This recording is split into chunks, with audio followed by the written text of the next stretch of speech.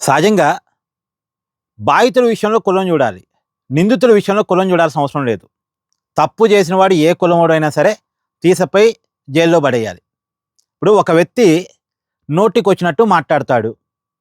అతనిది ఏ కులం అన్నది చూస్తారా? అతను మాట్లాడిన మాటలను చూస్తారా? ఒక వ్యక్తి ఇంకొక వ్యక్తిని కత్తితో పొడుస్తాడు. అతనిది ఏ కులం అన్నది చూస్తారా? కత్తితో పొడిచిన విషయాన్ని చూస్తారా? ఒక వ్యక్తి ఇంకొక అమ్మాయిని ఏదో చేస్తాడు. అక్కడ ఆ అమ్మాయిని వేధించిన విషయాన్ని చూస్తారా? అతని కులాన్ని చూస్తారా? నిందితుడి విషయంలో కులాన్ని చూడకూడదు. ఏదైనా ఉంటే బాధితుల విషయంలో కులం చూసినా ఓకే గానీ, నిందితుడి విషయంలో కులం చూడకూడదు. కానీ ఇయాల జగన్మోహన్ రెడ్డి గారు బీసీల మీద దాడులు జరుగుతున్నాయని మాట్లాడాడు. ఎందుకు మాట్లాడాడు? విరూపాక్షి వైసీపీ ఎమ్మెల్యే అరెస్ట్ అయ్యాడు కదా, జైల్లో ఉన్నాడు కదా, ఆయన్ని పరామర్శించి చంద్రబాబు నాయుడు ప్రభుత్వం బీసీల మీద కావాలని కక్షగట్టి కేసులు పెట్టి లోపలేస్తుంది అన్న విషయాన్ని పాయింట్అవుట్ చేస్తూ మాట్లాడారు. ఒకసారి వినండి.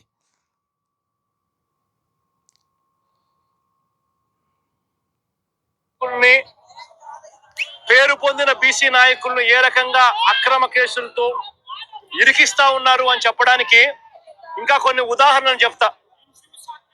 వైఎస్ఆర్సీపీ పార్టీలో ఎదుగుతా ఉన్న బీసీ నాయకులను చంద్రబాబు నాయుడు గారు ఏ రకంగా లక్ష్యంగా చేసుకున్నారు అనంటే, శ్రీకాకుళంలో మొన్న మత్స్యకార బీసీ నాయకుడు సిదిరి అప్పలరాజు, నేను మొన్న తనకు జరిగిన అన్యాయం మీద శ్రీకాకుళం వెళ్ళి తనకు జరిగిన అన్యాయాన్ని ప్రెస్ సమక్షంలో పూర్తిగా వివరాలతో సహా వివరించిన.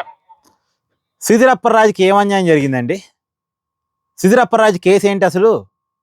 సిదిరి అప్పలరాజు గారి కుమారుడు ఒక వ్యక్తిని యాక్సిడెంట్ చేశాడు.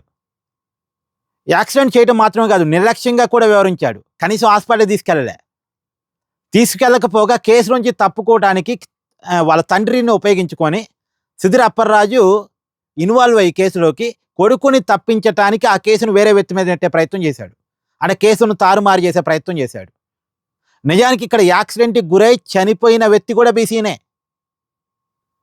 యాక్సిడెంట్ చేసిన సిదిరి అప్పలరాజు కుటుంబం మాత్రమే బీసీ కాదు, చనిపోయినటువంటి వ్యక్తి దానయ్య ఎవరైతే ఉన్నారో అతను కూడా బీసీనే, యాదవ్ కులస్తుడు.